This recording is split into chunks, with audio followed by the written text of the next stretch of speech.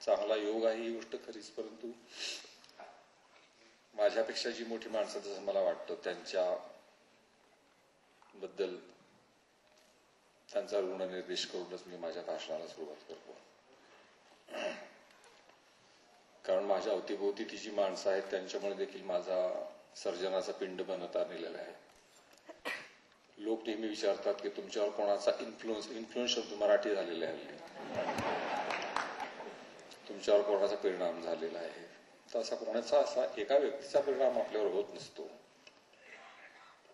आणि एखाद्या व्यक्तीचा परिणाम होतो म्हणजे काही आपण त्या व्यक्तीसारखंच सगळं लिहितो असं नसतं, कारण की ती दुसरी प्रतिकृती होईल.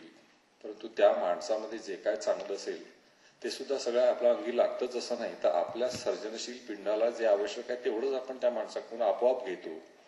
आणि असं आपण सगळीकडून घेत असतो. आणि ते फक्त लेखकांकडूनच लेखक घेतात असं नाही. मला ती हा पुरस्कार मला देतात, हा योगायोग आहे.